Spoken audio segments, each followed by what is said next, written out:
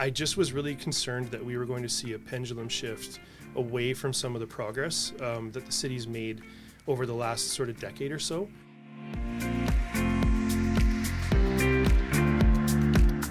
This episode of Bring Back the Porch, brought to you by Bernie Leahy, River Street Realty. Let's get you home.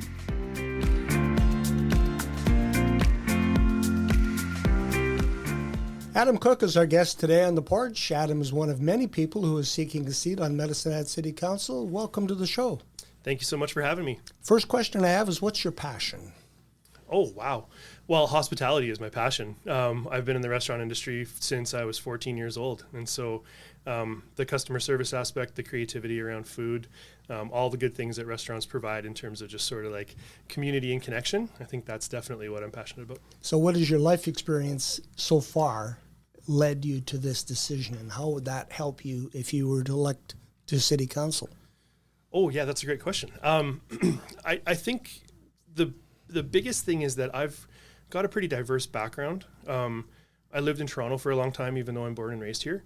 And so I've worked with a lot of teams from all over the world with competing priorities, many different personality types, and always been kind of forced to work together for sort of the best way forward for whatever organization I was working for. So I think that really informs how I like to approach things. I'm very collaborative. So is that what led you to want to seek a seat on city council? Yeah, I think the biggest reason that I put my name in, because obviously my restaurant's relatively new. The timing isn't necessarily spectacular, but I just was really concerned that we were going to see a pendulum shift away from some of the progress that the city's made over the last sort of decade or so. And I just want to make sure that we don't sort of forget the people who are often left behind when we make purely fiscal and business-related decisions. So you're a people candidate? Very much so, yeah. Okay. One of the things that we have seen, and I know you've been involved in this on social media already, is the situation with the homeless and drug users, etc. I don't know if there's a solution out there. There's not an easy solution, but where do you stand on that? Well, I'll echo that. There certainly isn't an easy solution. And obviously, if there was, somebody smarter than me would have figured it out by now, right? So the solutions are definitely complicated. Obviously, a lot of that requires buy-in from the province, philosophically, but also financially, in terms of funding and grants and those kinds of things. So there's a limited amount that the city can do in that space. But leading with sort of those housing first initiatives and compassion and sort of getting out of our own way when it comes to some of the regulatory things, I think that's going to be really important. It's disappointing to see some of the funding cut around things like the McMahon Youth Shelter and those kinds of things, because the wraparound supports, the peripheral supports, are often a part of the solution. They're certainly not the only thing, but they're part of the solution. And so it's disappointing to see, I guess, at least in my view, that the province is kind of going the wrong way on some of these initiatives. Do you have an ideology politically? Yeah, I think I do. I mean, I'm certainly left-leaning, and if you've read anything I've written in terms of blogs and my website content and social media, that's going to be immediately pretty obvious.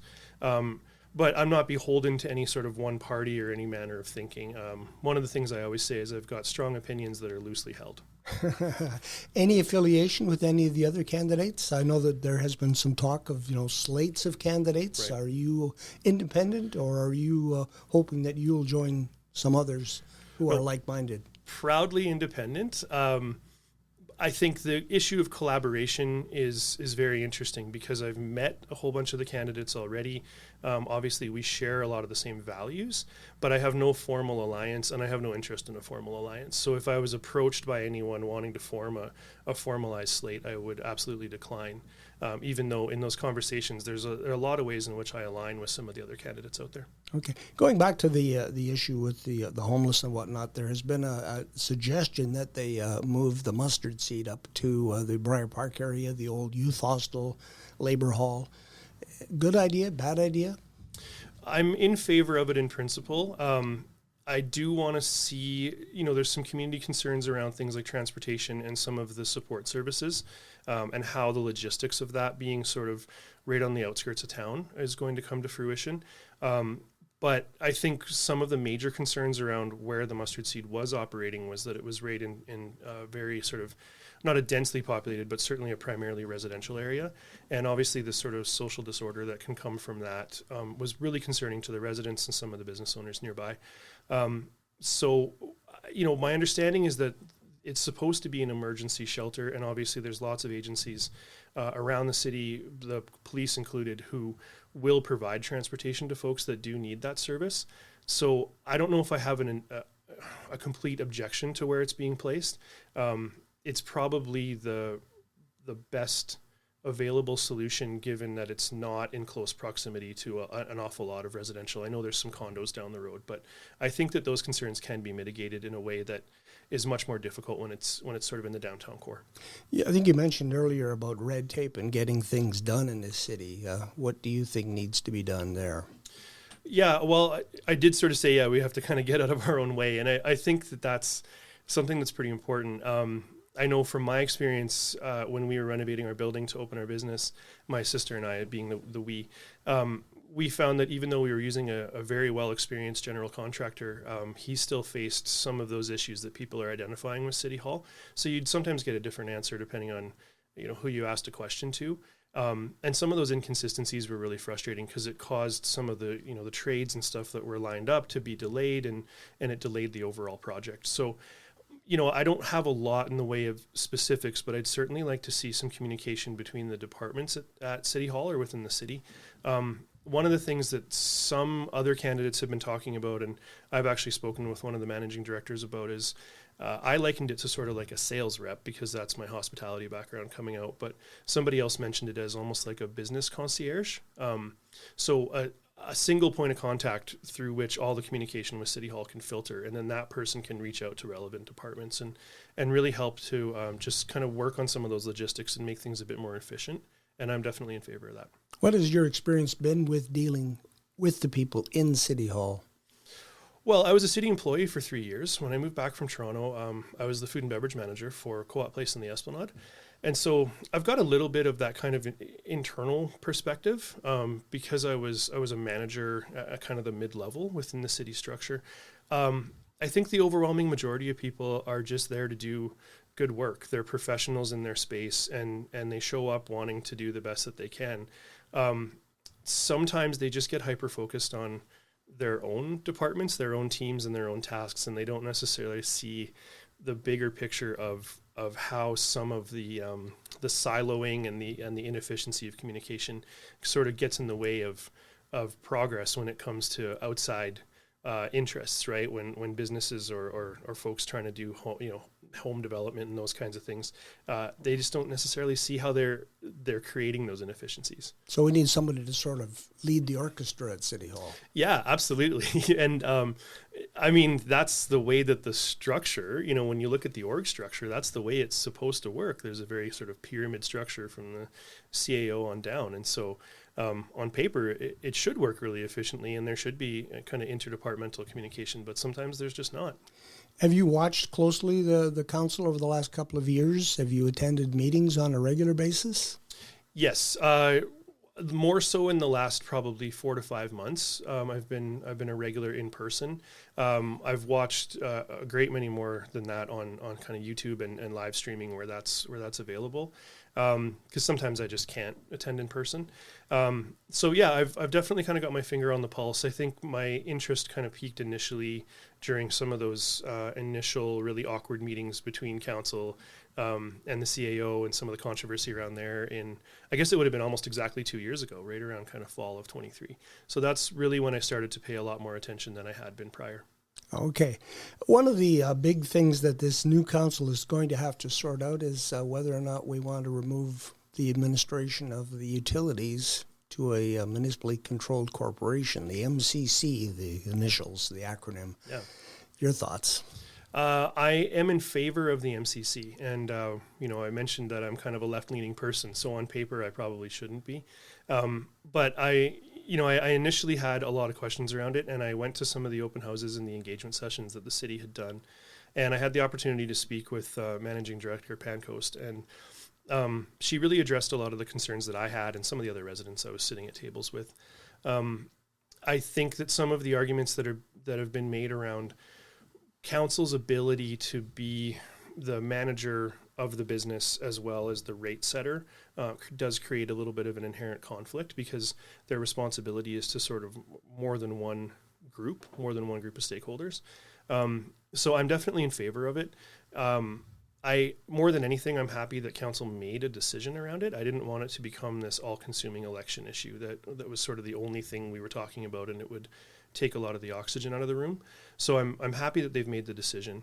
And they had the option of maybe spinning out the rate review committee, which I see as maybe a half measure, but I just don't know that it has the same effectiveness if that corporation doesn't exist as kind of a separate entity. So I'm a little bit torn on the RRC. A pocketbook issue for everybody is utility rates and property taxes. And absolutely. How does Adam Koch look at those? Utility rates, I think we still pay overall relatively low utilities. And so I think that in some ways we've retained our Medicine Hat advantage. I know that those rates are going up. I'm a rate payer and I'm a business owner, so I fully understand that those rates have gone up. But in some ways we're victims of just the commodity market, and that's just kind of how it works. I think when it comes to property taxes, I would really like to see that indexed to inflation. It strikes me that we did 3 years of zero increases, and now we're sort of having to right fit that with a couple of years of 5.6, and that's a pretty big spike for a lot of folks. So if we were to index that to inflation and have it be a little bit more regular and a little bit more measurable, I think that people could stomach annual increases that were more sort of in that 1.5, 1.9, 2.1 range, because it's a little bit more predictable. And again, if it's indexed to inflation, then you have a kind of a signal of where that's going to go every year. One thing when you're budgeting, you can either cut your expenses or you can increase your revenue, and that leads us into economic development. Yeah. How would you, if you were to be elected, be a proponent to bring business and investment to Medicine Hat? Yeah, that's another one of those ones that if there was a simple solution, we would have thought of it, right? We haven't seen meaningful population growth in the better part of a decade.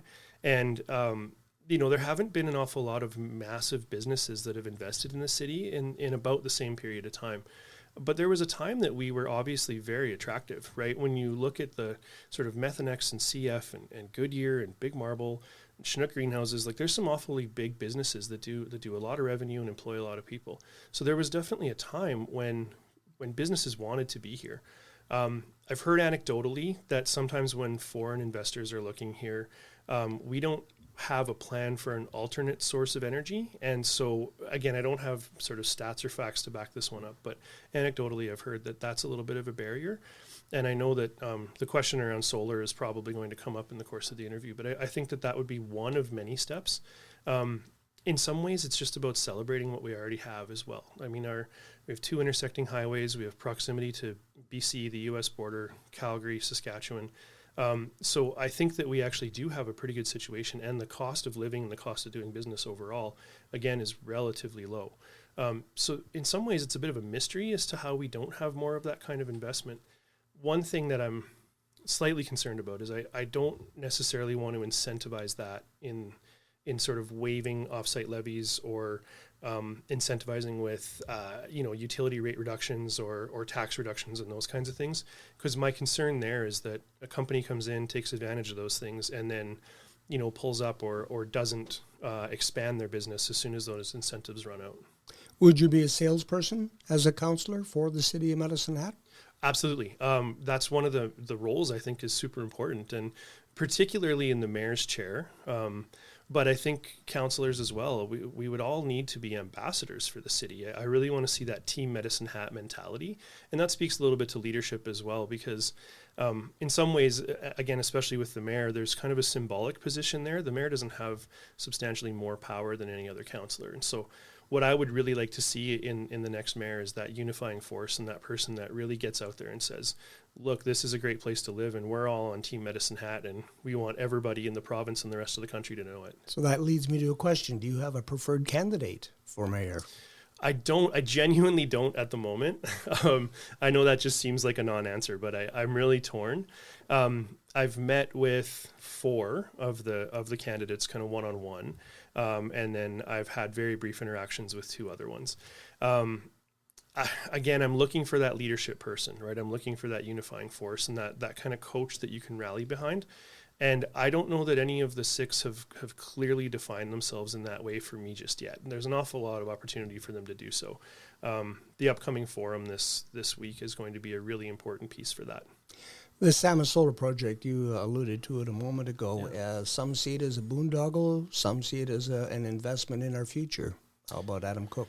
I'm very much on the side of investment in our future. I've said multiple times, and this is maybe an unpopular position, but I think the 1900s were the sort of century of oil, and I think the 2000s will be looked upon as the century of renewables. And it strikes me that there is a really big upfront cost to this, and I'm fully aware of that. But I think the payoff, the life of these kinds of systems runs in the sort of 20 to 25 year neighborhood. And I think once we get past the first couple of years, it should pay for itself, and we should be able to actually profit quite considerably by selling excess power back to the grid, particularly if we make an investment that has enough capacity. Because I know that the initial conversation is around kind of the 75 range right now. I'd like to see that a little bit higher, because 75 sort of just covers the current need. And I'd certainly like to see that higher. I mean, we have the sunniest city in Canada, so how are we not taking advantage of that? Do you think that the city has done a good job in communicating with the public? I'm thinking of the traffic calming, the Division Avenue that people have been grumbling about ever since they took the barriers down and let people go on the road. Yeah, they can do more, certainly. So there are opportunities to engage online. The city is pretty diligent about surveys. The Shape Your City website that has dedicated pages for all of those various projects. I really do think that they are attempting to put the information out there.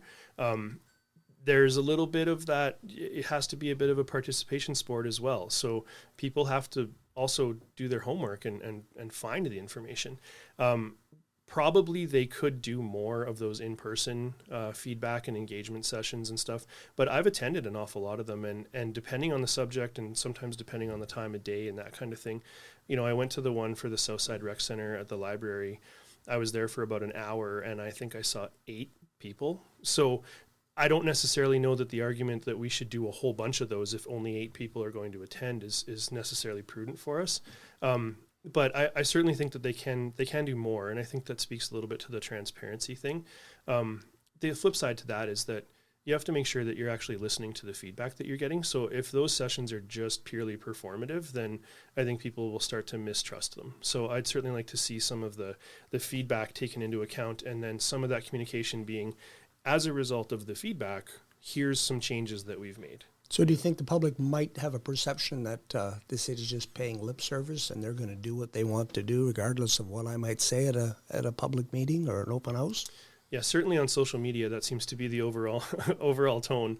I don't know that I necessarily agree wholeheartedly with that, because, again, going back to the idea that the individual folks who work for the city, I think, are genuinely trying to do good work. And I think that they are trying to be responsive. But, the public's interest can only go so far. We have to remember that the public sort of writ large, and I include myself in this, are not experts in the majority of these subjects, right?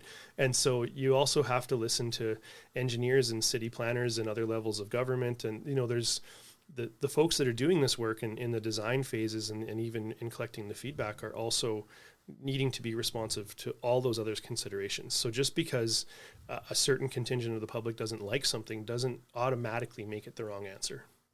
This has been dubbed as probably the most important election in the history of Medicine Hat. For your final few minutes here, what is the biggest issue for Adam Koch looking into the next 4 years? Well, I don't know that I accept that premise, first off, because I suspect that we say that every election. It probably makes really good headlines, but this is certainly a big one. I mean, there's an awful lot of public interest, and certainly with 39 or 40 council candidates, it's obvious that there's a lot of interest in this and in the future of the city. So of course I'm taking that very seriously as a candidate, and I wouldn't be here if I didn't believe strongly in our future. I have every intention of staying here for the rest of my life. I made a very deliberate decision to move back here and open a business here, even though there were plenty of other options throughout the country, right? And I know that people often want to reach out and talk about very hyper-specific things, but I think one of the things that's really important to me is really refocusing on what councils do, but importantly, what they don't do. And sometimes that's where the disconnect happens with the public, is that, they think that a councillor is just going to reach down and pave their road or, reverse some decision, and councillors can't do anything unilaterally. And so it kind of goes back to that team medicine hat thing a little bit in terms of being an ambassador, and just really making sure that the people around that horseshoe are trying to make the best decisions for the city with the best available information. But, on top of that, the collaboration and the communication is equally important, because we have to signal that we are trustworthy, right? And we haven't really talked about sort of FOIP and that transparency issue so much, but I do think those things are important. And one of the things I'd love to see is, let's just share more information by default, so that people don't feel the need to be FOIPing requests all the time. And you could consider that maybe frivolous, but I think it's just that there's some really interested people that want the information. So let's proactively put it out there. A public service and a municipality shouldn't be hiding anything from people. Obviously, there's some proprietary information, and there's things like personnel issues that can't be discussed openly. But beyond that, why are we not discussing these things out in the open? I want to see a reduction in closed meetings unless they're absolutely necessary. And I certainly want to see a reduction in the gatekeeping of information. I think that a city website should have everything you could possibly imagine to try to find. And again, sometimes it requires citizens to do the homework, but I don't see any reason not to share information with people. Adam Koch, a candidate for Medicine Hat City Council on October 20th. Thank you. Thank you so much.